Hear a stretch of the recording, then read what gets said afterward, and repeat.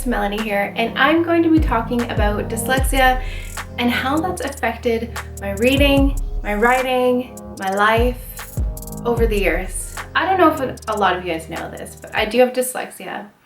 It was really interesting finding out. I actually found out along with my children. We were homeschooling years and years and years ago. I knew something was different with me, and that was a huge struggle for me growing up. I had such a struggle with this. I always felt like I wasn't good enough. I felt like, what is wrong with me? Like, I look normal on the outside, but then I would struggle with things that other kids weren't struggling with. I could always tell that there was something different about me compared to my peers at the time. And that kind of was hard for them to be able to handle sometimes and understand me, because there wasn't really a lot of education at that time and in the school system, especially for girls.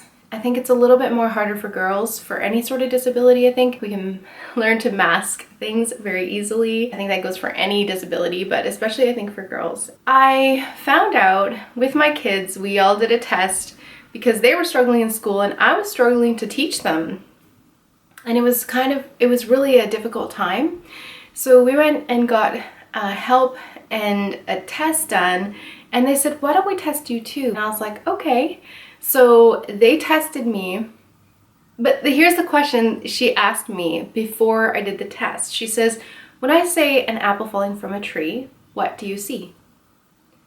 I said, I see a bright red apple falling from a tree, hitting the ground. Like, I went into detail about this apple. And she said, I think you need to be tested as well. I didn't understand what the question meant. Later, she told me what it meant. But basically, she gave me the test and it turns out I have dyslexia, especially in math. Go figure.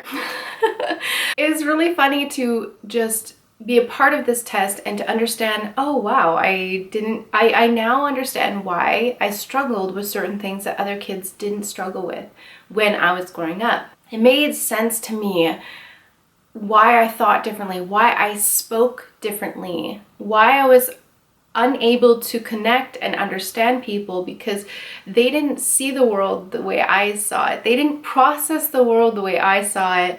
And I always was the outside thinker. And I didn't understand at that time. I just thought I was strange, weird. It's funny how you go to the negative things. And I want to just address that really quickly, because instead of saying I'm unique, I think big, I am made creatively, I never thought like that. You only think the way people kind of allude to you as. And growing up, these were, I was stupid, I am not smart, I am different, but it was a negative a negative thought, and it's never a positive thing. Like, these never were looked at as positive. They were looked at as ostracizing and different and strange. I can see where they're coming from now, but this, as an adult, I'm very easy to see the whole picture. But at the time, as a child, it was really, really difficult. It was super difficult. And I felt unheard. I felt unknown. And I felt really, it was just a huge challenge. So looking back on that time where I got tested with the kids, she said to me, she goes, most people don't see things in their mind when you're talking to them, or when you're just talking about facts or different things like that. They don't have the visual pictures running through their mind that go far beyond just one little thing. I said, well, what do you mean? She says, when you read a book, what does that do for you? And I said, well, basically I see it in a cinematic, incredible movie that's playing in my mind. Everything has a picture or something. It's all very vivid, very, very vivid. And she said, that is not everyone's mind. And I was like, oh, I had never thought of it that way. And so she basically took me through my test and showed me I'm a very spatial awareness kind of person, and I can see in 3D, and I can see things and move them, and I guess I'm a genius level in this. I don't know. But to me, it's just normal everyday life. And so it was weird to hear about it as a test result. It was really funny because I think differently than normal people do on a regular basis, and that's okay. That's what makes me unique and creative and all sorts of different things. That is wonderful. But at the time, it was very negative, and I took that with me into parenting. Now I have these children that I'm responsible for, and I had this burden that I couldn't help them with because I was struggling in it as well, and it never goes away. So when God put it on my heart to write stories, and the early stories I wrote are not great, they were practice runs for me, obviously, but and to grow me as a person and stretch me and test my faith, that if I, and just stretch me as a person, it was really interesting to watch that I started to learn more, and I started to glean from people that were dyslexic who are very incredible. They're powerful, they're business people, they're creatives, and they're on the platforms of different things, and it was wonderful to watch and be a part of this community of people that I was like, wow, they're like-minded, literally. So it was really fun to finally get to know who I was in that sense. Some people don't like labels. In this case, it was liberating. And I felt like, wow, I have a name to what I'm experiencing. That didn't take away the problems, and that didn't take away the challenges I faced in my jobs. I am a people person. I am very good with being like a secretary, receptionist, and administration sort of things. And this caused huge challenges as I started to step up the ladder of responsibility because of my dyslexia. And when stress hits in any capacity, those issues of dyslexia kind of exaggerate themselves in my everyday life. And unfortunately, when I started facing some stresses, it would cause my dyslexia to be harder for me, a harder challenge. I wouldn't see things. And it's funny because on my first book that I ever wrote, I sent it to an editor, which was not good. She overcharged me and didn't do anything. The problem was, because I am literally dyslexic, I don't see half the stuff that I'm supposed to edit.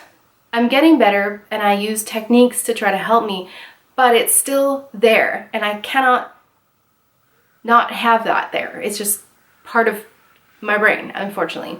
But I don't see things. I literally don't see them, and I don't understand why they should be there or shouldn't be there. I have a different way of thinking about writing in general, and sometimes these rules don't make sense to me at all. Anyway, so I sent this work off to get edited. And I did not see that she did not edit it because I have dyslexia. I thought, hey, I paid for it, she's done, it's all good. Now on to the next part. Well, when people were responding to my first writing, they were like, yeah, no, this is not good. You know, there's so much grammar issues, there's this, there's that.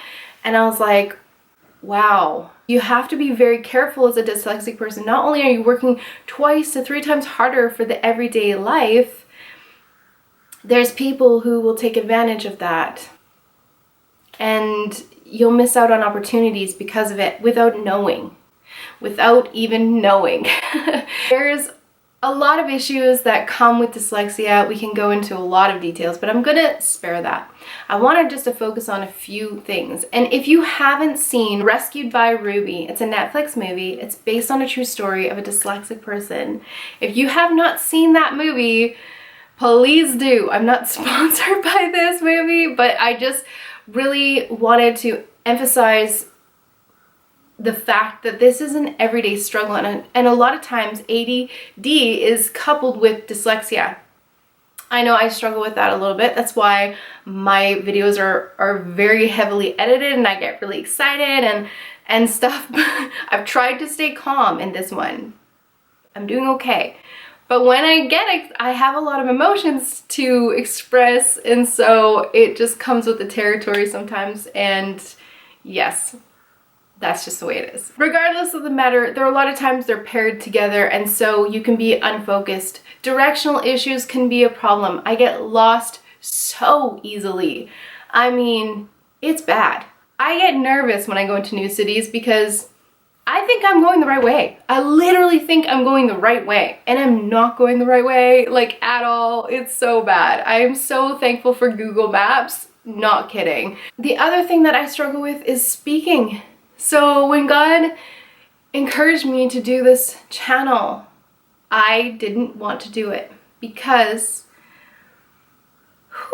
getting a little emotional over this actually, because I struggle with speaking. My thoughts can be backwards, and it's because I'm thinking faster than my body can handle it, and also because sometimes I just think not like everyone else, and that again is not a bad thing actually, but it is hard to communicate sometimes. Some people don't understand where I'm coming from a lot of times because I say things that maybe don't make sense to them.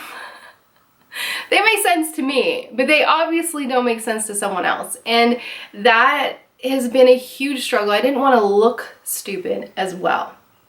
So this has really stretched me. It has really helped me also in my writing as well.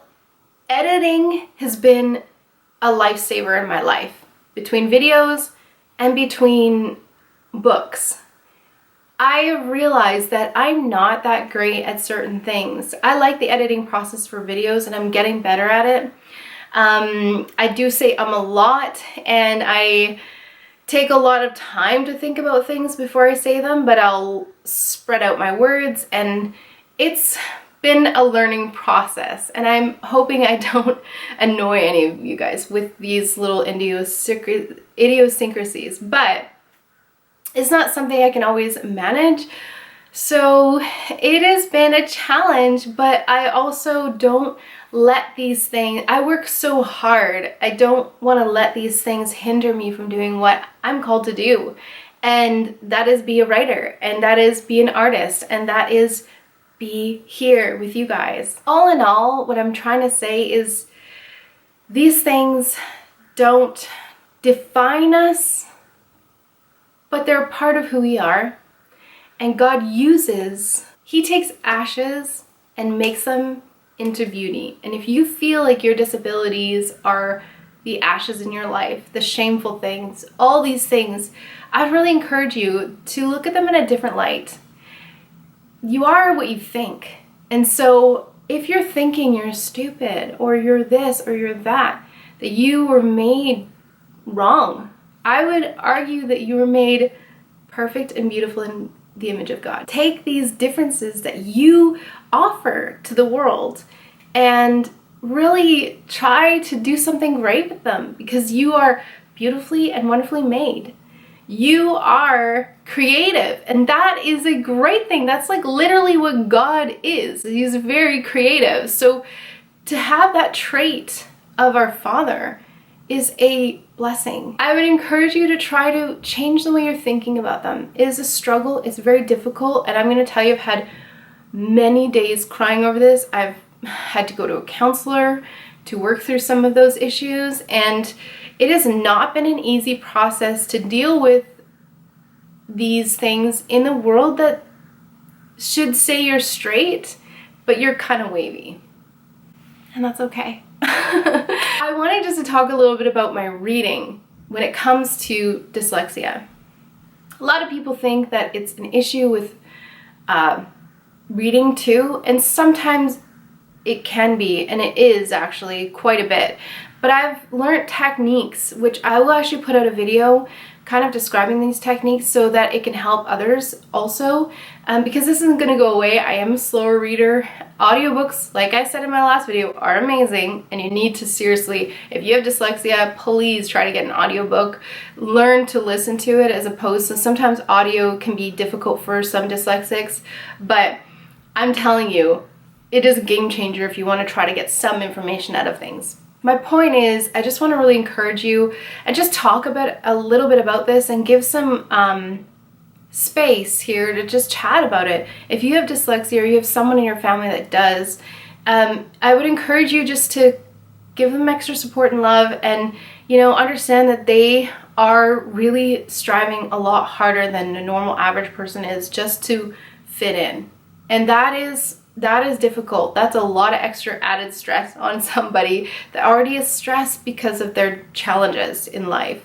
So try to have some patience with them, try to have some love on them, and encourage them. Tell them the great things that they are, because I'm going to tell you, a lot of these people have such incredible talents that are being wasted because they still feel like they're stupid, that they can't do anything, that they won't amount to anything, they won't be able to do X, Y, and Z. And there's so much more in life than X, Y, and Z. So I want to encourage you, if you're with me and you follow me, you might know that I already have this, but if not, I want to just encourage you to love on people that have it.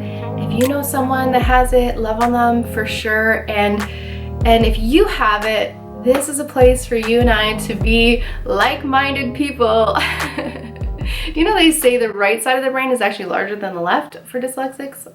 I'm not sure if that's 100% true, but I think it is. And they also say that NASA likes to hire dyslexics because they're out-of-the-box thinkers, because we really are.